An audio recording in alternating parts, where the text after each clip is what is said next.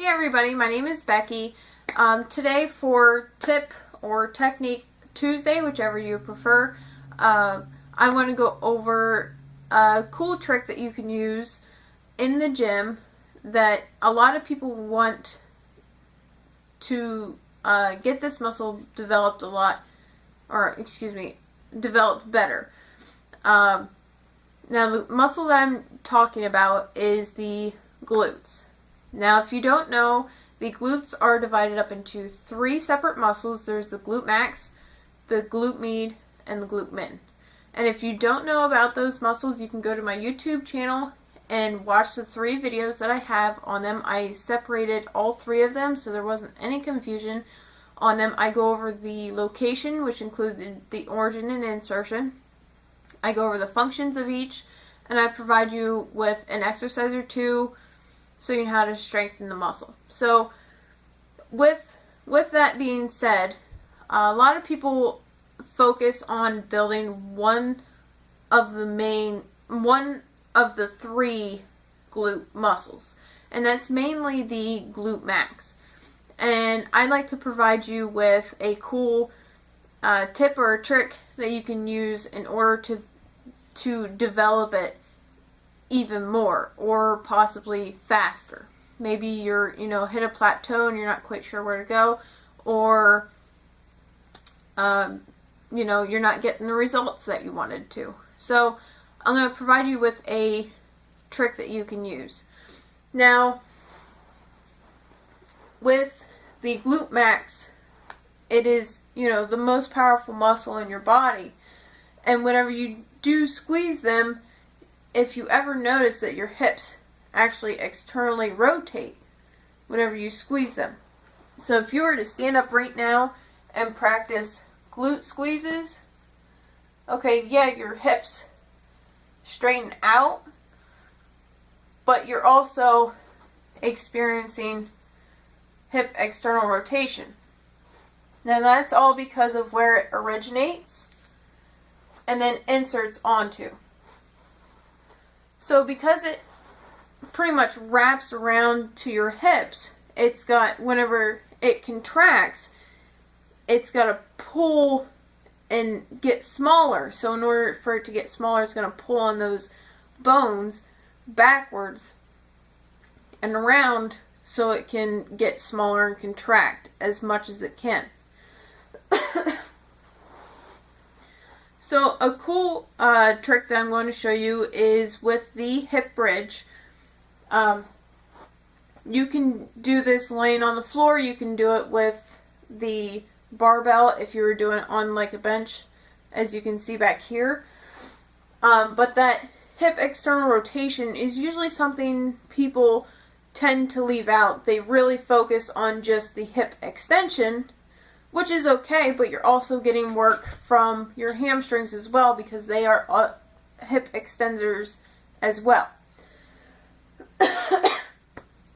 Excuse me. But, so whenever you do a hip bridge, you're obviously laying on your back flat, okay? So your back's flat on the floor. Now, you're normally flat-footed, about shoulder width apart, and you normally push up. Okay? Now a lot of people are going to start to feel the burn in their hamstrings. And that's because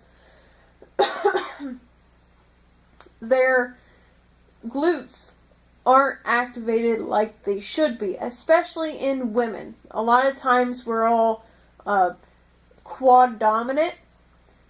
That's because our glutes aren't activated like they should. So before this exercise, I would practice the standing glute squeezes just to kind of get the activation in the glutes and the mental muscle connection that you need in order to focus on the glutes. Excuse me. So, again, normally people start flat-footed and they're on the floor, and then they push up. Okay? They'll do this multiple times, and they'll normally feel it in their hamstrings as well.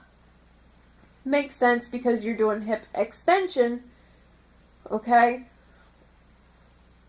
And then you're also getting the hamstrings in this as well, because these are probably going to take over more so than your glutes, because these aren't as activated as what they should be from sitting and driving and other things that just make your mind concentrate on the backs of your legs instead of your glutes. So instead of having your feet flat-footed, we're going to move our feet, our heels, as close as to our butts as possible. Okay, so now you're really shortening up your hamstrings. So you're not going to get the work out of the hamstrings as what you could, as if you were out here and they were stretched out a little bit more. So what you're going to do is you're then going to point your toes up in the air. So you're actually sitting right on top of your heels there. Okay? So your heels, you'll be pressing into the floor. And then the third thing you'll want to do is actually tilt your toes out just slightly. Okay, this allows for a more straight contraction rather than a rounded contraction, because a muscle that it has a rounded area to go over isn't going to have a strong enough contraction until it straightens out. Okay, it would be the same thing for like the delts. Okay, so if you straighten them out a little bit by tilting out your toes or pointing out your toes, and you don't have to point them out that far. Mine are probably maybe, 10, 20, 30 degrees, somewhere around there. I'm not, too proficient on that area. Just enough so you can tell by sitting here that they are pointed out. Okay? And then all you're going to do is focus on the glutes, and you're going to squeeze. Okay? And you're going to keep squeezing. And a way that you can get other muscle-mind connection would be to actually touch your glutes. Okay? So you're going to squeeze and come up. Squeeze and come up. Okay? So, again, you're going to want to have your heels as close to your butt as possible. Toes up. Toes pointed out. And then you're just going to push up. Okay?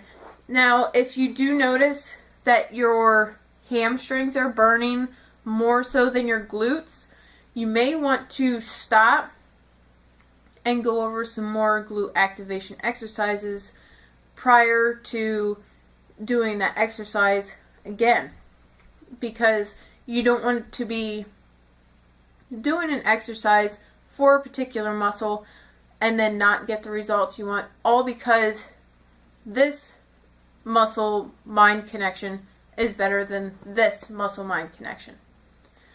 So that's my tip or trick or technique, whichever you prefer, for today. If you guys have any questions, please feel free to contact me. I'd be happy to help or give you some other suggestions for muscle activation or whatever you may need.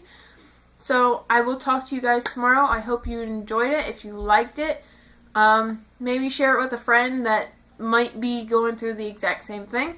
So I will talk to you guys tomorrow. Have a great day.